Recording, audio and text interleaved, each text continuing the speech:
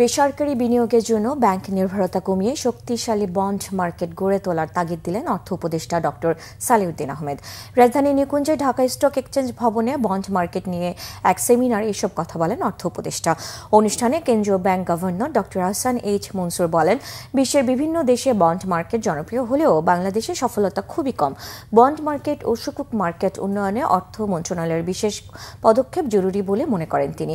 সেমিনারে প্রধান উপদেষ্টার বিশেষ সহকারী ডক্টর আনিসুজ্জামান বলেন, দেশে বিনিয়োগের সুযোগ সেভাবে তৈরি না হওয়ায় টাকা পাচার হয়েছে। বিনিয়োগ বাড়াতে সরকারি সুকুক ও বন্ডের বাজারের পাশাপাশি বেসরকারি বন্ডের বাজারও গড়ে তোলার তাগিদ দেন আলোচকরা। পুঁজিবাজারকে নিয়মিত আয়ের উৎস না ভেবে ক্ষুদ্র বিনিয়োগকারীদের দীর্ঘমেয়াদী বিনিয়োগের পরামর্শ দেন তিনি।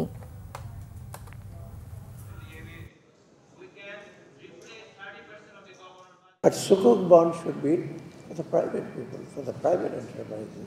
They'll invest, they'll earn money, and that will ease the pressure of the banks also.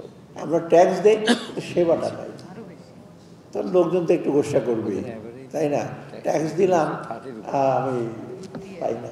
সেটা জন্য আমি প্রায় বলি ট্যাক্স অফিসারদের, এনবিআর অফিসারদের বলছি, ভাই একটু সেবা দেন, সেবা ভালো দিলে আপনার ট্যাক্স ফিটাও বেশি দেবে। লয়ারদের আমি বলেছি যে ভালো সেবা দেবেন, আপনি ফিটাও পাবেন।